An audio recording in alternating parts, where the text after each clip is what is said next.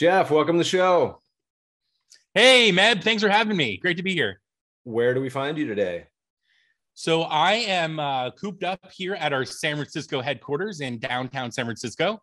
Much of the other team today is up at our Napa operational headquarters in sunny, beautiful Napa Valley. Where are you at, Meb? Well, I'm in LA, where Manhattan Beach, the land of milk and honey. Where are you located in San Fran?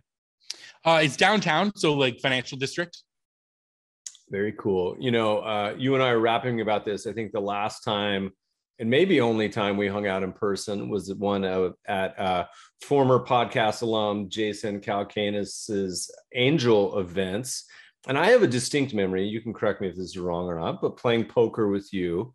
And I remember you winning. Is that an accurate representation? I remember you just kind of having that luck of the draw and just cranking, or did you give it all back? Yeah, no, that's right, Meb. Yeah, the first time we met was at Jason Calacanis's thing called like Launch Festival or no Angel Conference or something, one of the events he puts on. And yeah, we had a lot of late night poker going on.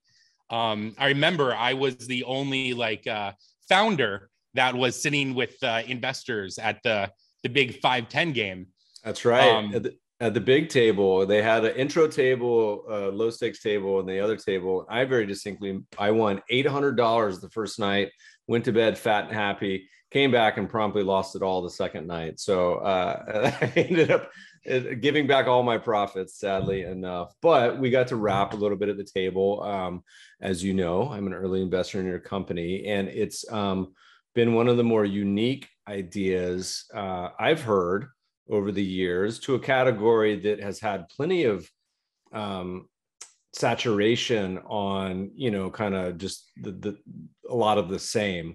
So why don't you tell us what Underground Cellar is, and then we'll walk through the origin story and hear all about this topic of vino. Cool, nice. I love talking about wine and business. So I'm the founder and CEO of Underground Cellar. And we are doing something really cool in the world of wine.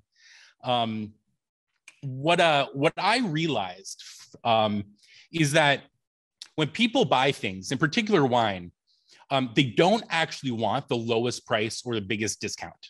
What they actually want, Meb, is they want the greatest value. And right now we live in a world where companies are providing that value on this chase to the bottom with who can have the lowest price or the biggest discount. And discounts are horrible for brands.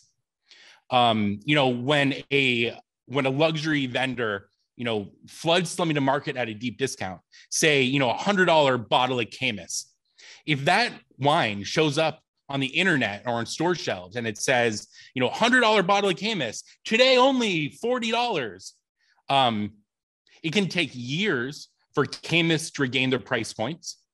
Everyone who paid full price previously is irritated. And not to mention what it does to, the distributor relationships, and customers wonder what's wrong with it. And so, when I was coming up with the idea for Underground Cellar, the whole premise was just learning that you can provide value to someone in a way without using discounts, without harming the brands that are trying to sell their product.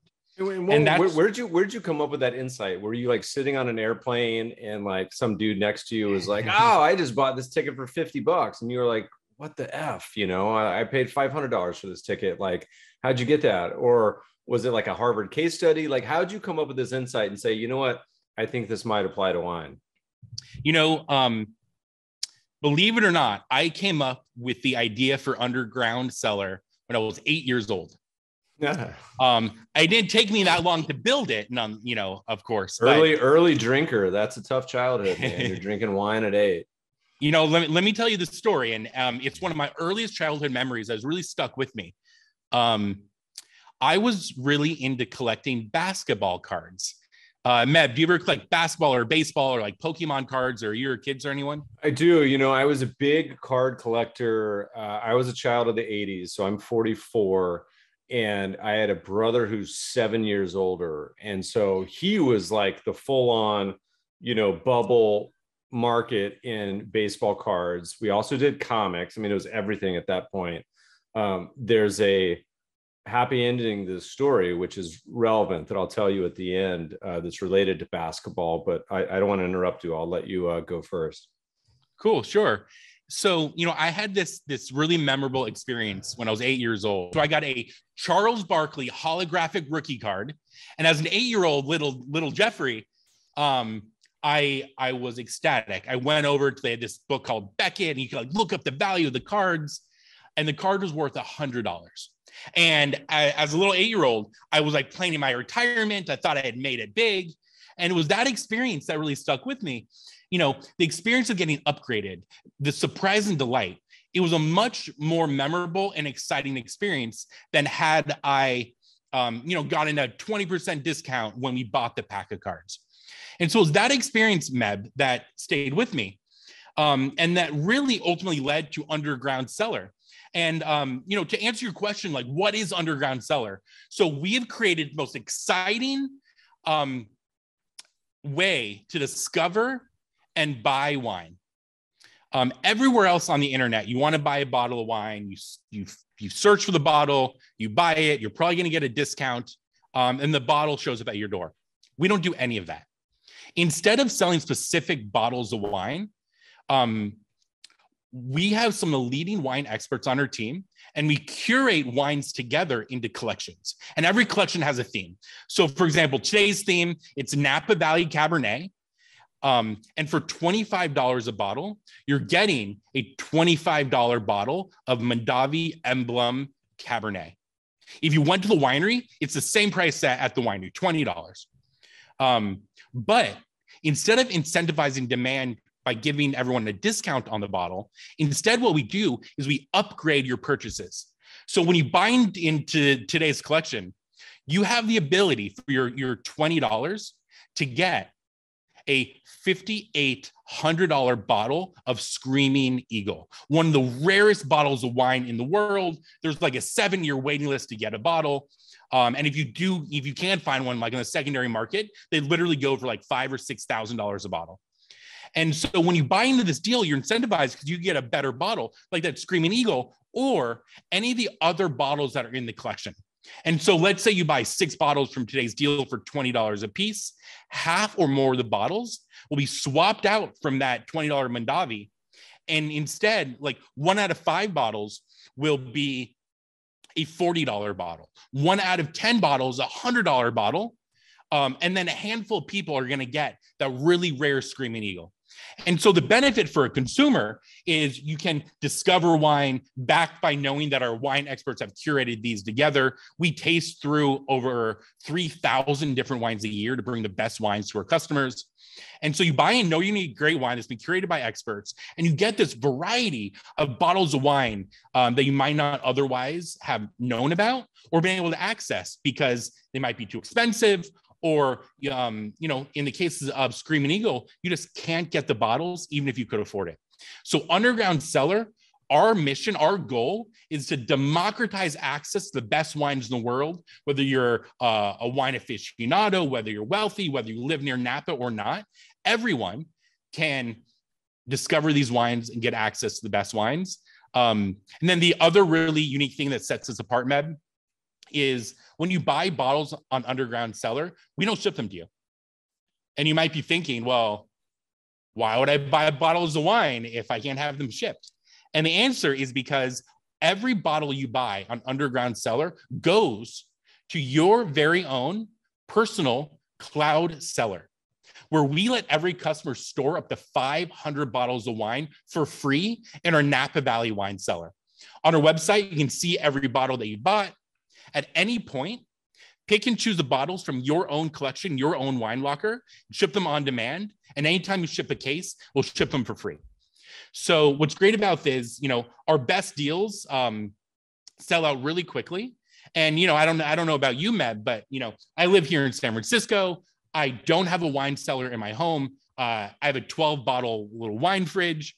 And so I just wouldn't have the room or ability to really build a wine collection. And our goal at Underground Cellar is to turn every wine buyer into a wine collector. And by allowing people to store their wine in our Napa Valley cellar, we enable that. And so, Meb, question for you: like, if we were to look at your home, do you have a wine fridge, a wine cellar? How much room for wine would you have in your home? Well, let me give you some context first. I do have a wine fridge. It probably only holds 12 bottles. For disclosure, I have at least one, maybe two cases in my cloud cellar at Underground Cellar already. So I'm growing my collection there as well, including, by the way, listeners, the team in Underground Cellar has been very gracious to provide a $100 discount on your first order, which is probably the best discount I've ever heard. You got to use code MEB, M-E-B. So try it, shoot me feedback, and I'll pass it along to Jeff on the process and see if you get the Screaming Eagle. If you do, you have to email me so we can share it together, because I would never buy that on my own. We'll see. Whoa! Hold on a moment. We approved $100 gift card for every listener of the Med Faber Show. You did on their first order. So that's maybe it never got to your desk. It just went to the marketing. So listeners, take advantage of it while it lasts. I don't know how long it'll last, but check it out.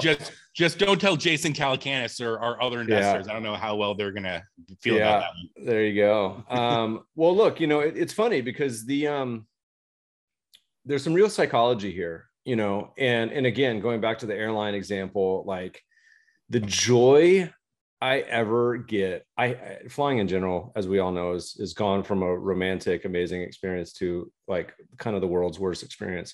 But the joy of getting upgraded within the past 6 months, I had someone come grab me out of coach and upgrade me to first class because of some status on some airline, which I haven't had in forever. So, but just the joy of that feeling is so major, again, compared to like, had I just bought the ticket for less, wouldn't have felt the same thing. And this experience that you've hit upon is, A, it's a lot of fun if you're going to buy wine. B, there's some whimsy and uncertainty. It's like a little bit of like kind of feeling the lottery, except that you are guaranteed to win.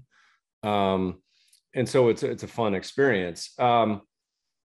What has been the sort of you guys have been out this for a handful of years. What was the feedback? So you launched this idea with I assume a uncertain, like every entrepreneur, outcome on how you're building it. What was the response? Was it kind of an immediate, people like loved it? Was it something that you had to like play around with how the offering worked? Give us the kind of origin story. Yeah. So we launched Underground Cellar out of Y Combinator in 2015. And yeah, it definitely was not an easy road. I think, in any business that is trying to change the world or change something or do something in a novel way, there are a lot of learnings and obstacles to overcome. And we definitely had our fair share. I told you the story of the idea came when I was 8 years old, but where the idea of Underground Cellar actually sort of launched from, there's sort of an interesting story that I'll share with you and the listeners here. I had started another company when I was in college, had a small exit. It wasn't huge, like $250,000, but as a fresh, college grad coming out of school, I had a little bit of money, a little bit of time. And I was watching, some show on CNBC or something. And I don't know if you've heard this statistic or something different. And what they said is that 5 out of 6 startups fail in the first year. And I just like had this light bulb moment. And I'm like, well, it's just clearly a math problem at this point. I need to start 6 startups and one is bound to be successful. And so that's literally what I did, Meb. I came up with the 6 best ideas I could come up with out of my brain, and I divided my day. I worked 12-hour days, and I was like really structured about it. I did 2 hours per company, and I told myself I'm going to do this for 90 days, for 3 months, and at the end of those 90 days, whichever company, whichever business idea was showing the most promise, I was going to kill off the other 5 and focus only on that one. And, you know, and luckily for all the wine lovers out there in America, Underground Cellar was that business idea. I remember the early days of trying to convince wineries to join the platform. And, you know, keep in mind, this is before I had a website to show them. You know, I'm some, you know, kid, basically like college age kid living in Arizona. I didn't know anything on how the wine industry worked, but yeah, I mean, were you a wine fan at that point, or just more of a not a passion, or how'd you kind of come to wine as the choice? Yeah, you know, I enjoyed wine as a consumer. There was this little wine shop near my house in Arizona, and my friends and I, we would go. They had this like weekly wine tasting, and so every week we would go. It was a really great deal. It was like $10, you get a free tasting. They like pour a few wines, and then your $10, you get like a credit at the store. So we would like go have a good old time, get a little tipsy, and leave with the bottle, and you know, continue the evening.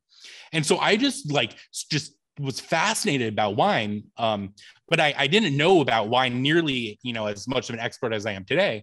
I just loved it, and I knew that when I sold my previous company, I wanted to be in an industry doing something that was fun and exciting and that I loved.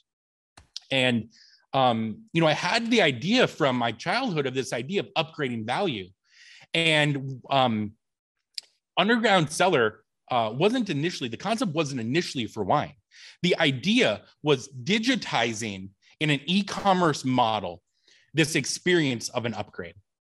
And, you know, you talked about your example of getting upgraded on an airline flight, right? You know, there's no one else selling anything online, wine or otherwise, in the way that we do it with the upgrade model. But the concept, people understand upgrades, right? If you go on your airline flight and they're like, oh, you know, Mr. Faber, you've been upgraded to first class today. Yeah, you love it, you know? Mm-hmm. Or, you know, you go to Ritz-Carlton and you check in and like, oh, Meb, you've been upgraded to a suite today. Right? We've taken that same idea that people love and understand and digitized it for an e-commerce platform. And you know, yes, it's fun and exciting. Our customers love it. You know, we can get into metrics in a bit if your audience is interested, but like our customers are hooked. Like our LTV, the amount they spend is just through the roof, industry leading. But the reason we're doing this is because it solves a really big problem for these wineries. You know, wineries have inventory, delicious bottles of wine, and they want to sell it. They just want to do it in a responsible, scalable way. They don't want to irritate all their existing customers. They don't want to flood it to market and disrupt their pricing structure. And so Underground Cellar, you know, we're partnered with hundreds of wineries where we feature them on our platform. We get them liquidity on their inventory, but we do it in a way that is like a net positive. It's a win-win for everyone. The customers love it. The wineries love it. And then when we look at like the entire industry, the industry has really rallied behind what we're doing because we can really help these wineries move inventory.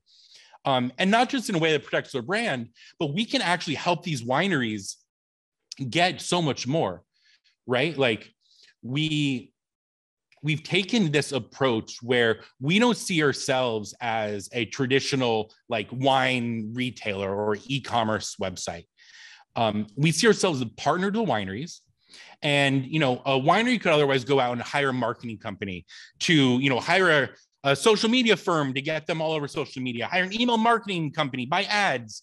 You know, when we partner with a winery, we are going to feature them, you know, dedicated email blasts to our, you know, couple 100,000 subscribers on our email list. We're going to do original editorial. We have award-winning, you know, writers from Wine Enthusiast and whatnot on our team in-house. And so we do original content. We blast out through our social media channels where, you know, we have millions of, you know, followers across our social channels. And we throw all this in for free for the wineries. Because when we set out, you know, to build Underground Cellar, once again, I don't come from the wine space, and the wine space is largely broken. It's archaic. It's largely not tech savvy, tech first people. These are farmers, most of them, and they're people of the earth. And so we can come in and say, to these wineries, we're going to partner with you. We're going to get you exposure in a meaningful way. You're going to protect your brands. And what better marketing than getting bottles of wine in the hands of customers that are willing to pay for it? And so by coming in and reimagining how wine should be sold, how it should be merchandised, and how consumers should engage with wine, we are redefining how consumers experience wine and how wineries engage with consumers. How hard was it in the beginning to convince some of these wineries to get on board? Was it more of a process that be like, show me, I'll get interested at some point, that you're actually like doing it? Like, did that take a year, a couple years? Were there some early adopters? Was it more of the boutiques? Like, what was the experience of actually building this out in the early days? Yeah, when I started this, once again, I had a very small exit, right? So I didn't have enough money to hire a big team or, engineers or, salespeople. And so I had to get really scrappy with it. I found, this offshore team out of Pakistan, and, they're like the opposite hours. And so I would work all night, product managing, like conceptualizing the product. I'd work all day, trying to get wineries and do other, biz dev and partnership stuff, but I had to get really scrappy. And so like another story I'll share is when I didn't have money to hire a team, I put out these Craigslist ads for these commission only procurement representatives. And I got a team of 12 people, boots on the ground, that lived in Napa. And I said, like, I want you to go out and convince wineries to partner with us and to put their wine on our platform. And every week I would hold these calls with these 12 people. If they got wineries to sign up, like they would get like a commission for getting the winery signed on the platform. And in a world where I don't have money to hire people, like this is the best I could get, people that would agree to do this. And so I had this squad of like 12 people just going out through Napa, literally showing up at wineries, without a website to show them or anything. And so we got the door slammed on us many times. The police were called only once, but, escorted off the property. So the early days, were not easy, but I think it really just came down to perseverance, being scrappy, and just figuring out a way just to make it happen. A couple of those commission only procurement reps, like actually got a couple wineries signed up. We had a few hundred bottles like reserved for our initial launch. And, in the early days, I just put up like a Underground Cellar coming soon, enter your email address. And I had like, a handful of people. Really started out just like my family and friends. But as soon as we launched, like this MVP, where we had a few hundred bottles of wine from a few wineries that we somehow convinced to partner with us, within the first like 48 hours, all of the wine sold out. And I'm like, oh shit, like this could be something like real. And this was sort of, I'm like approaching my 90 days on like my 6 business like concept. And I said, you know what, like this is it. There is something here.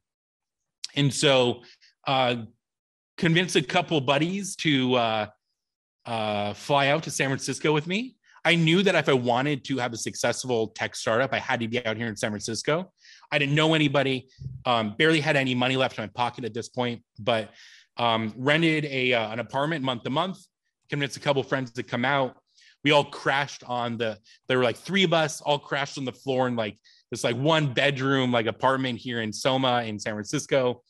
And we just grinded, and we just put in the time, put in the effort. And then, really the inflection point for us was once again, watching CNBC or, some other show. And Mark Cuban was on TV. And he had this segment where he's like, I love when founders reach out to me. And when they email me, and he's like, I often like respond to every single one of them. And, my friends and I that I convinced to come out were sitting in this like little shitty, like little apartment floor here in San Francisco. And we're like, let's just email Mark Cuban. Like, let's get him to invest in our company. And this is before we had any real investors or anything yet. Mm-hmm. This goes back to 2015, even before Y Combinator. And we just emailed them and we said, hey, Mark, like, we're Underground Cellar. We're like reimagining wine, like invest in us. Like, let us tell you what we're doing. And he responded like really quickly within 30 minutes. He's like, sorry, guys, not really my thing. I don't do alcohol. I'm not a big drinker. And, but, once again, perseverance, right? And so responded and said, Mark, he said, hop on your PJ, your private jet, come out here to San Francisco, meet the team. You won't regret it. And lo and behold, he responded and said, nope, sorry, guys, not interested. 4 more times of responding to Mark and him saying, guys, do not email me again. We said, all right, you know what? You see Mark Cuban and Barbara Corcoran and these sharks from Shark Tank, right? And so literally forwarded the email chain to Barbara Corcoran from Shark Tank and said, Barb, Mark passed on our deal. Let's prove him wrong. and she just thought it was the funniest thing. I don't know if it was that funny or not, but whatever reason, she just thought it was so clever. 2.5 months of due diligence later, Barbara agreed to invest in Underground Cellar. And this was like our first like win, right? Like more of a win than like that first winery that agreed to like give us a few cases of wine for the platform. Like, it gave us like this credibility to consumers, right? Because people knew her from Shark Tank, to wineries. And it also showed me that people are accessible. You can email Mark Cuban and he'll write back. You can email Barbara Corcoran and she'll find you hilarious. And I think so many people aren't willing to just take that leap, aren't, they never respond. Oh, Meb Faber never respond to me, but like, if someone emails you or someone emails Barbara Corcoran, the chances are like, they're accessible. They're just real people. And so, I mean, that's a mistake I think so many young people make about, we call it like not sitting down at the table, referring to an old story we had where a very famous investor was sitting and no one was sitting next to him because everyone was too scared. Like, they didn't want to sit next to like this famous person. Like, who am I to do this? And yet that experience can be so formative and transform your entire business and future. So she invests. What was the story? She did. So Barbara Corcoran invested personally. She also did this thing called a syndicate. And so, Mav, I'm sure you're familiar, but if the listeners aren't, basically what a syndicate is you take someone like Barbara Corcoran or like you, who you have a following of people who know who you are, whether it's just a big group of friends or people who follow you. In Barbara's case, they watch her on Shark Tank. And she says basically, hey, I'm investing in this company. Any of my friends who want to invest with me, you can invest as well. So she opened it up and anyone could write a $5,000 check or more and invest in my company. She syndicated it out. We raised, a few $100,000 to the platform. And sort of that's really how we got Barbara invested. And then Barbara syndicated out, got a handful of other, notable people to invest.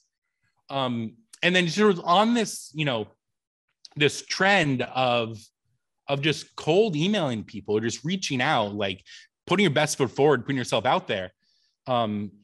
I coming off the success of getting Barbara, I then emailed Alexis Ohanian, founder of Reddit. And at the time, he also had a venture fund.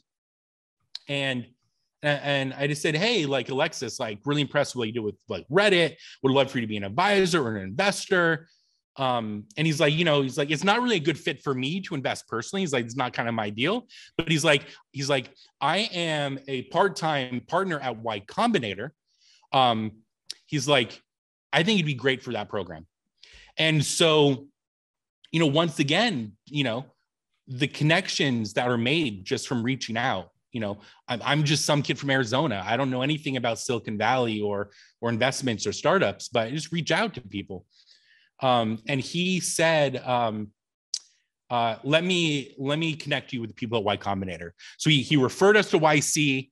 And it was really exciting because I had known about Y Combinator and I had actually applied for the program 5 times, and 5 times over a course of 3 years, denied. But I didn't let it discourage me. Like the amount of no's I heard before Barbara said yes, before I finally applied to Y Combinator with Alexis's sort of little nudge, and they finally said yes. The amount of no's were just massive. And I think that's sort of one of the other learnings is that, once again, if you're setting out to change the world, by definition, people don't see the world the same way that I do.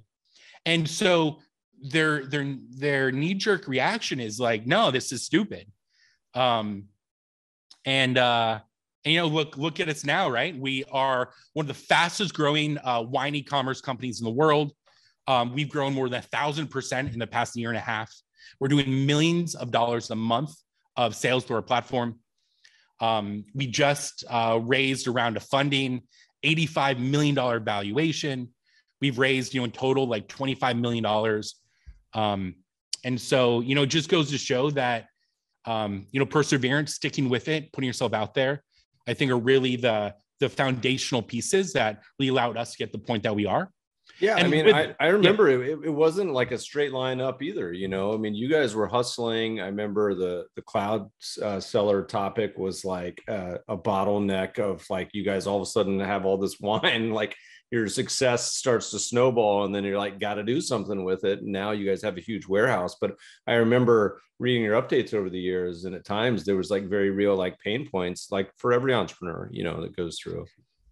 Yeah, I'll tell you a story. There was this time where we definitely had growing pains. We had grown so much, and we had the pieces in place, and we had this elegant technology solution where we had this, what's called a 3PL, a third-party logistics provider that was storing the wine, shipping it out with an API where we send the orders over and then they would pack it and ship it out. But as we started to grow the business, because remember, I mentioned that we offer every customer to store up to 500 bottles. And when we partnered with this 3PL, they said, oh, no worries, we have this huge warehouse, bring all the wine and happy to store it. This is so exciting what you're doing. And so we're great. So we had all of our customers storing this wine. All of a sudden, we get a call from the winery, and they said, hey, we're bursting at the seams. We didn't plan our capacity appropriately. We have this huge winery contract we just signed, and we can't do any more shipments for you. And I'm like hell you're not. Our entire business was relied upon this third-party company. And that, literally overnight, we went into the scramble mode of how do we not only continue to grow the business, because we need to grow as a startup, right? You're burning money, you're growing headcount, you're growing everything. We need to continue to sell wine to make payroll. But not only that, but we had all these customers that were storing bottles of wine in their cloud cellar. Technically at that point, it was a third-party provider warehouse. And on our website, you could see the bottles, they could ship them. Overnight, we couldn't live up to our end of the promise to our customers. And it doesn't matter how much we could possibly even explain to the customers, hey, there's this third party who can't do it. And they don't care. They bought bottles of wine in Underground Cellar. We said they can access those bottles whenever they want. And overnight, they couldn't. And so your apartment got pretty full pretty quick, huh? Yeah. And so what we ended up doing was we created this elegant solution where we went to a new 3PL, but they also didn't have the capacity. So we set up all of these other storage facilities nearby, and we created this just-in-time like inventory balancing like software where on paper it was elegant and it worked beautiful. In practice, it was horrible. It didn't work. If you were trying to ship 12 bottles, but they were physically stored at 3 different places, by the time we pulled those bottles from those 3 places, like one of the other bottles had like shipped out. And so we ultimately got to the point where we said, in order for Underground Cellar to be a $1 billion company, we need to vertically integrate. We need to bring it all in-house. And this is what we did. And so the solution to the growing pains is we just had to ultimately bite the bullet and bring it all in-house. And so I've never driven a forklift in my life, but very quickly I had to learn how to store wine and access it and hire a staff and do all these things that I never expected our business to do. But it's sort of one of the elements of like, as a business, we had to pivot, we had to be malleable, and we had to just roll with the punches. And there were times throughout that where, there was, my team of people, they're like, we're screwed. Like there's no 3PL that can support us.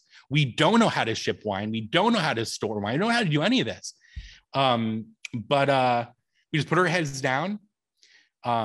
Literally, I don't even own a car. I got an Uber and we just started driving around Napa looking for little warehouses to do it. And then ultimately built out a team. Today, we have a warehouse that's over 100,000 square feet in Napa Valley. We have a team of 15 people in the warehouse. In total, we're a team of 60 people. And we figured it out and, came with throwing the punches. But I'll tell you, Meb, when everything was imploding during this period, we had to get creative. We were days from insolvency, like literally. We didn't have money, like, what we were going to do. We've definitely been through a lot of the lean times as well. So that certainly resonates. And I'm sure with almost any entrepreneur listening to this.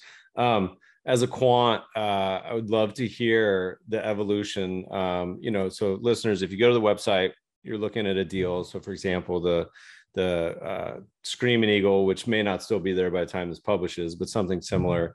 You can see there's a couple choices, $30 per bottle.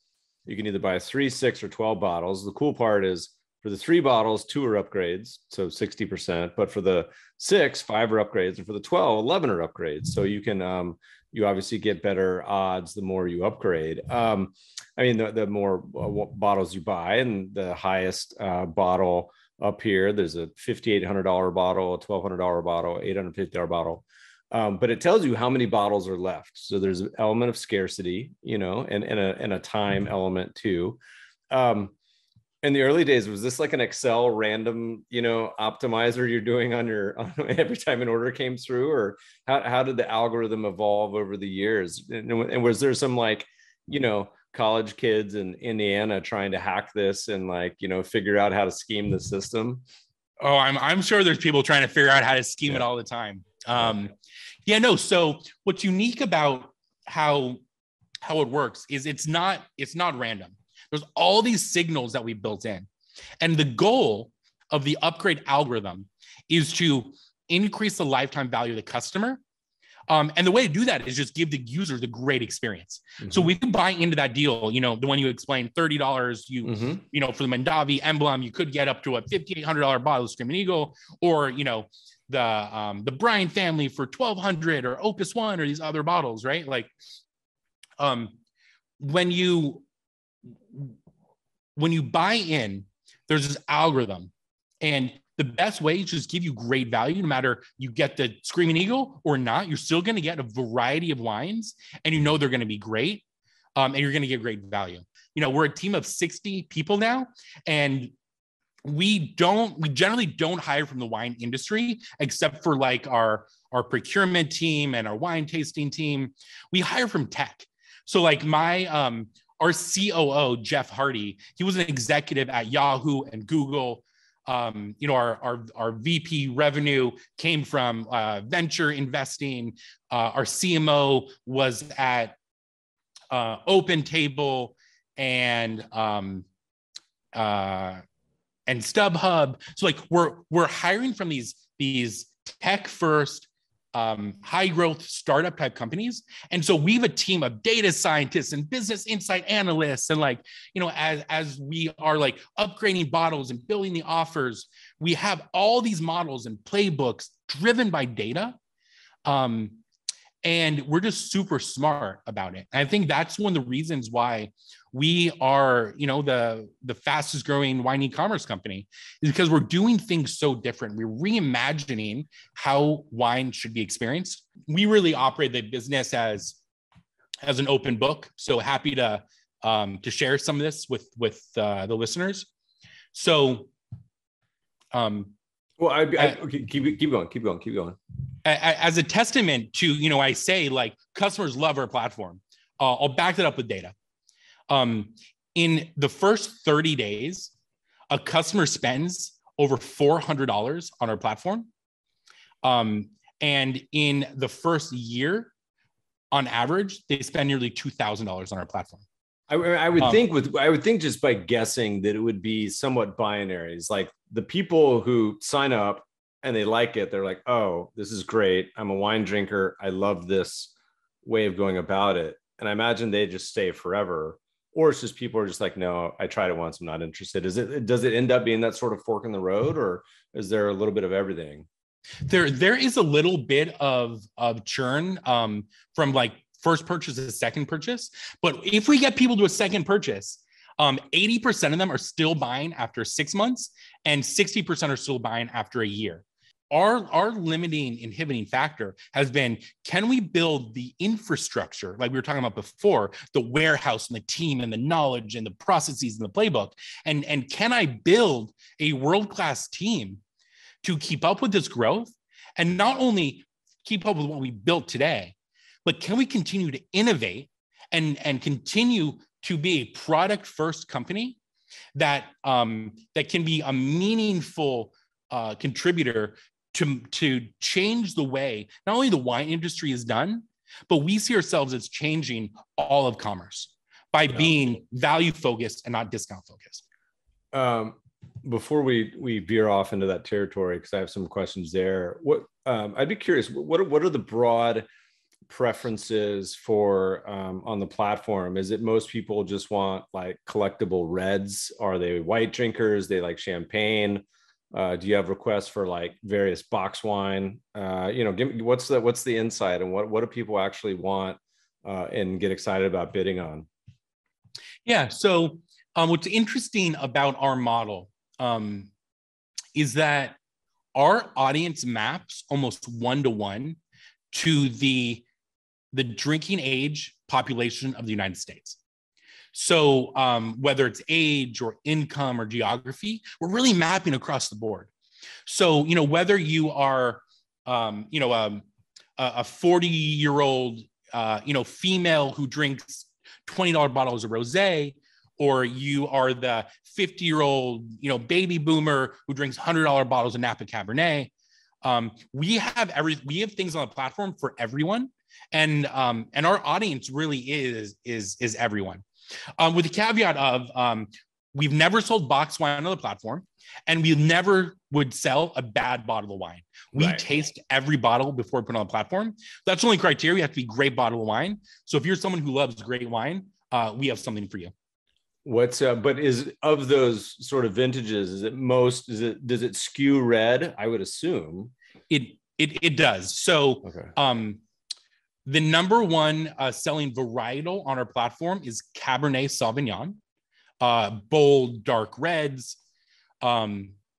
People also love red blends. So you look at red blends. Also, Pinot Noir is a very highly sought after wine. And then when we look at the whites, Chardonnay is our best selling white varietal. And then, of course, people love sparkling wine. And there is some interesting Um, so there's not necessarily too much seasonality in revenue in our business, but there's seasonality in merchandising. So, leading up to the end of the year, sparkling wines have been selling really great. I think it's very like festive time. People love sparkling. As the weather gets a bit cooler, then people like, those big, bold, like dark reds. And then when the weather is sort of heating up a bit, they love the cool rosés and whites. And so we've gotten really smart, built out a merchandising team based on data. So we understand what wines people want on an individual basis, also a macro basis. And one of the experiences when we talk about like what wines we feature, what wines people like, one of the experiences, that used to cause me so much anxiety is you're sitting at that nice restaurant and the sommelier comes over and they're like, "Oh, Mr. Faber, what kind of wine do you like?" And for so many people, it's like this anxiety moment because it's like, oh, like there's a way to talk about wine and I don't want to sound dumb and I don't know how to answer that. Like, do I just say red or do I say like, people don't know.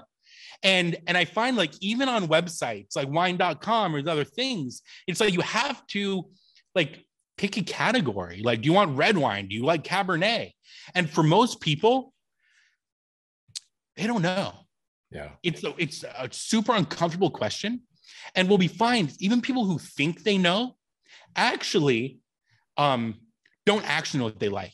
And so using our technology background and our data science and AI and ML, we are building our offers and presenting offers to users in a way where we are analyzing like these 60 million data points.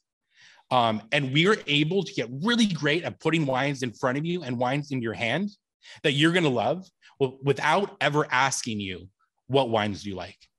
One of our goals is to never ask our customers what wine they like. What have you ever done a like super high level offering where you're like, you know what, the collectors out there, these are going to be $500 bottles, you'll get upgraded to whatever it is. Have you ever targeted that into the market, or is there sort of a ceiling where you feel comfortable on that side? So, we've continued to push this and it's really funny.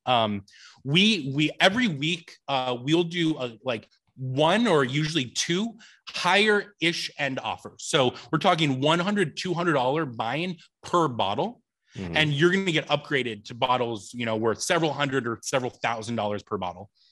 So we definitely have this sort of high-end aficionado collector market. And that audience is buying from us, once again, for the access, right? Because we protect the winery's brands, because we're a partner for them on the marketing and partnership side, we just have access to amazing bottles that even if you are a wealthy individual who can afford to spend $100 or $200 per bottle, they just don't have the access that we have. Not only do we have bottles of Screaming Eagle on the platform, but we work directly with Heidi Baird, the original winemaker for Screaming Eagle. And we get her to autograph bottles, right? We work directly with Camus, and we get Chuck Wagner to autograph like double magnums of Camus special selection.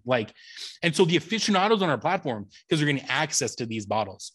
But then we've also pushed it to where like we've done offerings where it's, $2,000 per bottle buy-in, right? And so it exists. Cool. But I want to point out, Underground Cellar is for everyone. If you are the person like I was before I started this company, where I believe that there is great wine for $20 or $30 a bottle, you can buy an Underground Cellar at a price point you're comfortable with and still get these upgrades thrown in. Right. And so it's not just for really wealthy people. It's really right. It's $20, $30 a pop. You're getting good wine, like you said, kind of no matter what.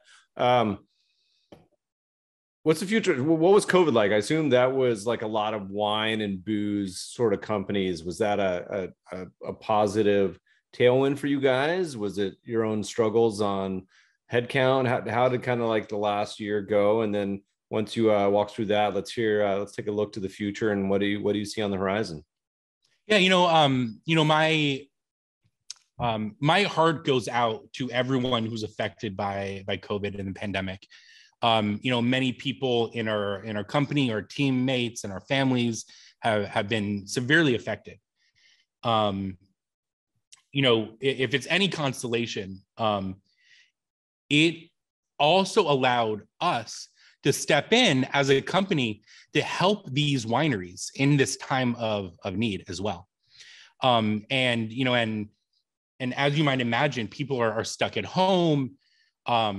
They're not going out to the bars and nightclubs and restaurants and cruise ships and hospitality, which drives so much revenue for so many of these wineries, and how so many people were accessing their wine sort of pre-COVID. And so, we, as I mentioned, our metrics, like how much growth we've had, like, and once again, my heart goes out, but like, we were a winner of the pandemic. If that's not too offensive to say, right? No, the way I phrase it, death and destruction aside, and then I just lead in with that. I say, death and destruction aside, ignoring the human toll. Look, there were some real impacts on both sides for everyone. Yeah. And so but we had the opportunity to step in and help so many of these wineries who had relied on these non-digital, non-e-com direct to consumer channels, that were relying on all those hospitality, cruise ships, bars, restaurants, whatnot, and come in and really come in and help them and get them liquidity that they needed. I can tell you, there were some wineries where when we came in and we said, hey, we're going to move $40,000 of wine through the platform for you. They literally teared up, because for them, you keep in mind, there are thousands of wineries in the United States, many of which are in California. And most of which are not the big conglomerates, the Constellations and Gallows of the world, right? These are small family wineries, boutique producers, where their ability to sell through their inventory is literally what puts the roof over their head, is what feeds their family, and allows them to continue to create their art and bring their passion to the forefront. And so we were able to come in, help these wineries get liquidity throughout the pandemic. There were also many wineries who, hey, pre-pandemic, maybe wouldn't really return a phone calls or whatnot, or wouldn't respond to our cold outreach emails. During the pandemic, lo and behold, they dug up an email from, a year or two ago and said, hey, is the offer still on the table to work together? And, and by all means, with open arms, we welcomed them in. And so, although COVID was so difficult for so many people, it was really an honor to help so many wineries, so many of which were family run, make it through the pandemic and really set them up with the tools for the digital age to really help them move wine in the new normal. So we made it through the pandemic. 2021, 22 is now begun. What's your focus on the future? You guys have obviously scaled. You're starting to really find your moment in time. You got this business model that works. What's kind of your goals for this year and beyond? Yeah, so I am super pumped. So it is now 2022. We are on this crazy momentum and trajectory. I just hired a CMO, a VP product. We're building a product team. We're building a marketing team. And if you look at us on paper, you'd say, wow, this is an amazing e-commerce company. And if you were to say that to me, I would be offended, because we are not an e-commerce company. We are a product first innovation company. And I'm really excited for what 2022 has in store. And I'll drop some hints, and your audience is going to be some of the first to know about this. But I mentioned already how in Napa Valley, we are storing wine for the Underground Cellar customers. Right now in Napa Valley, I am storing over 400,000 bottles of wine, some of the best bottles from around the world. First Growth, Premier Cruise from Bordeaux, Magnums of Screaming Eagle, and Opus One, and Harlan and Bryan Family, and all of these coveted wines are physically in our wine cellar in Napa Valley. What we are releasing very soon this year is the ability for our customers to trade bottles with one another. Just like you have your stock portfolio on an app like Robinhood or E-Trade, people will now have their wine portfolio on Underground Cellar.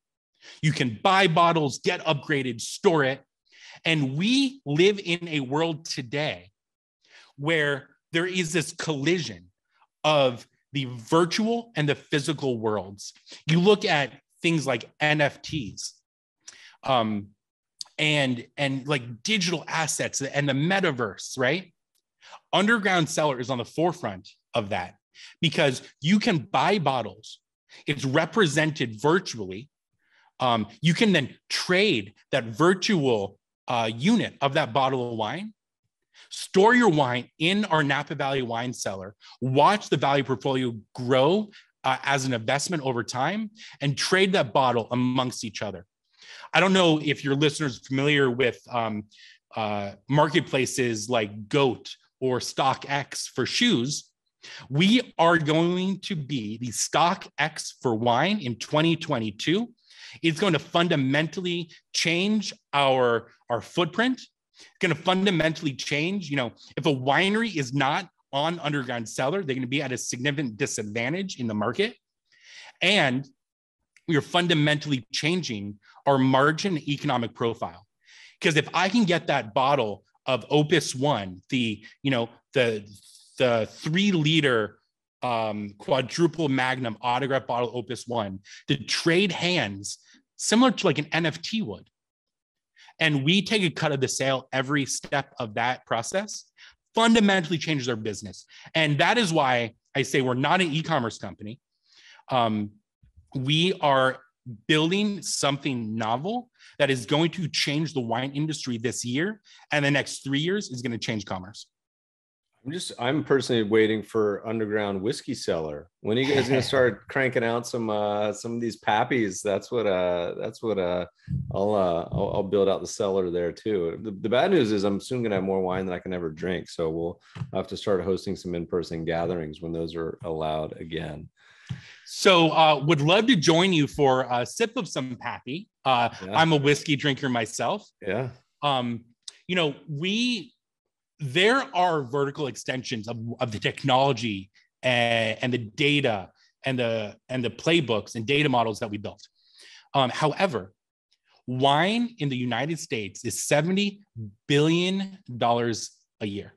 There are more than enough wine drinkers in the United States to make Underground Cellar in the US in wine a multi-billion-dollar company. Yeah. With that said, the technology we built can and likely will apply to many more verticals, in particular luxury verticals, gourmet food, fashion, travel, sporting event tickets. The possibilities are endless. And so as we look at, building this trading marketplace, creating this extreme value for the wineries and for the customers on the platform, expanding this out throughout the United States, getting a major foothold in the wine space. And then from there, potentially branching out to other luxury verticals, it all of a sudden takes us from, a potential $1 billion or $2 billion market cap and brings us into something that could be world changing, change all of commerce, attack all these luxury verticals that are so plagued by discounts. And fundamentally change, I think, so much and create a lot of value in the world in a way that is meaningful for all the participants in the ecosystem. Yeah, no, makes sense and well said. I think that's always the challenge when entrepreneurs. You have this big, huge, massive market in front of you, but also a lot of attractive ones adjacent too. So only so many hours in the day, as you mentioned. But now you have one business with, like, going back to the very beginning of our discussion, 6 different ideas. Well, you have 6 different verticals you could easily do within one big hairy idea too. Jeff, I could keep you all day. This is fun. I love chatting with you, listeners.